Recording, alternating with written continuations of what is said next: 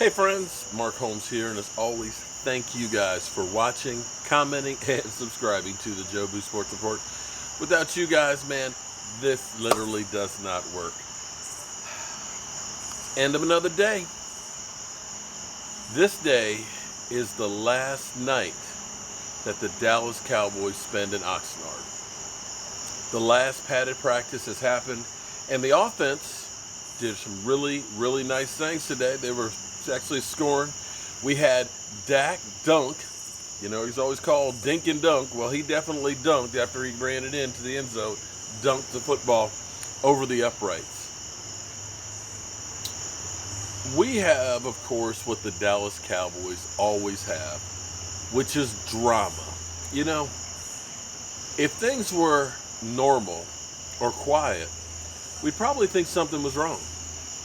If we did not have the occasional Jerry Jones, I want me some glory holes, or, if you don't know your anatomy and you sever your hand, you see that hot blood running out, it just wouldn't be training camp. Now, we've had, some minor nicks and things here and there, but nothing that's season ending, fortunately, knock on wood, and let's hope it stays that way. We've got the worst part of training camp done. They'll go ahead, travel to Hawaii, and then late Saturday night, play the Rams. Now, don't expect to see anything in that game as far as being schemed. They do not want to give any hint whatsoever to Sean McVay. I mean, let's be honest. He's a mad genius. And I don't know if you saw Hard Knocks last night. Boy, I forgot to turn the lights on, didn't I? Hold up.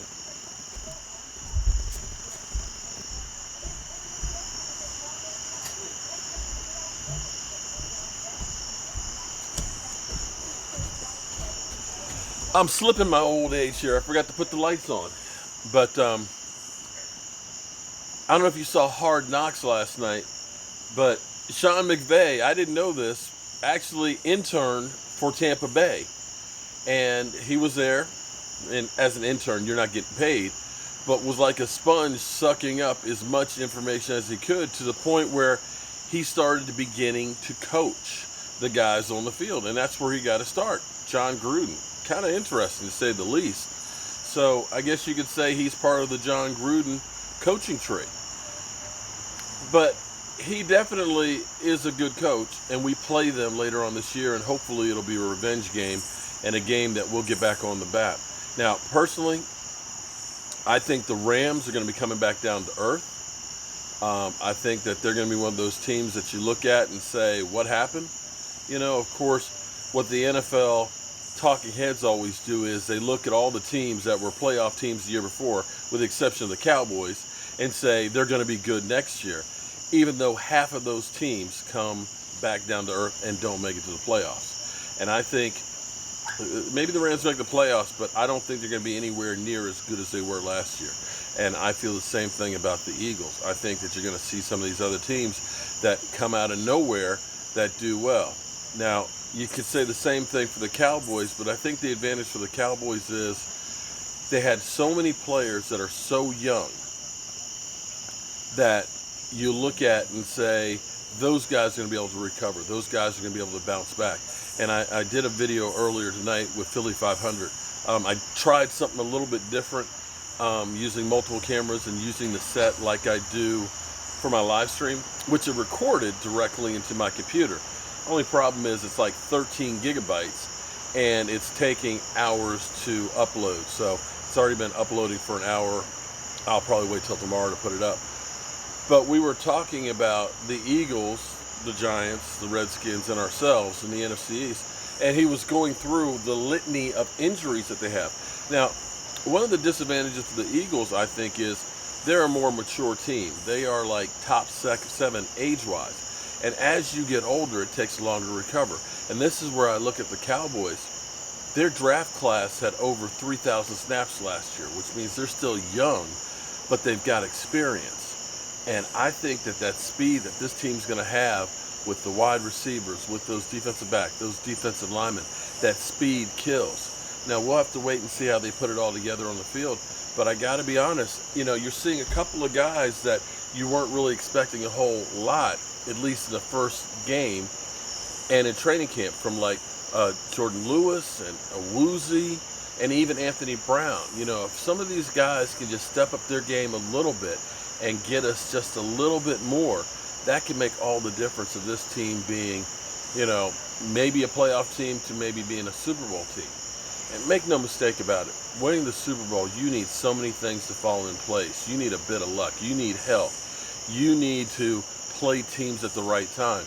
And it is damn near impossible to have all this stuff work to your advantage. Let's hope that this year is the year that we get together, but we've got a lot of people whose future depends on it, namely Jason Garrett. If this season doesn't go right, that's finally the end of Jason Garrett being here with the Dallas Cowboys. And you can look at a number of players that have to do something if they truly do want to be Cowboys for life. Somebody like a Tyrone Crawford, a Robert Quinn, a La'el Collins. These guys know it's now or never, Taco Charlton, if they're going to be part of the Dallas Cowboys for that long term. And it's amazing how many guys you hear say, I want to be a Dallas Cowboy for life. Jalen Smith just said that today. Dak Prescott says he wants to be a Cowboy for life. We'll see how all that works out. But tomorrow morning, team has a walkthrough, and then they're going to walk onto that big old jet airliner and head on for Dallas. On for Hawaii. Damn, I wish I were going with them. Well, I hope you guys do one thing, and that's reflect at the end of the day like I do, and think about all of the things that transpired in this day, and ask yourself, did I do everything that I could to be a better man or woman, to advance myself, and to make sure that I let everybody know how I feel about them? Because you may not get the opportunity tomorrow. It's one of the reasons why I love coming out here at the end of the day. It gives me the opportunity to reflect on everything that is life.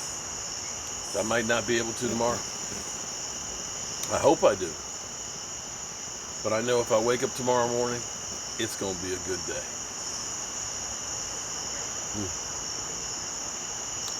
We'll see what the trolls have to say about what I had to say tonight, but I'm sure they're going to say something hateful. It's okay. Like I said, trolls need love too.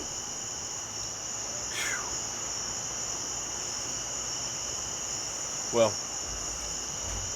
I don't know about you guys, but I'm tired. I'm real tired.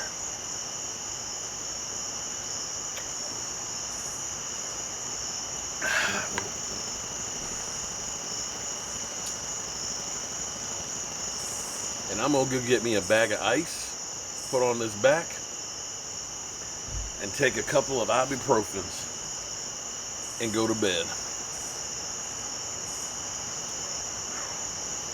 That is, if I can get up from here. Alright guys, it's time to turn out the lights. This party's over.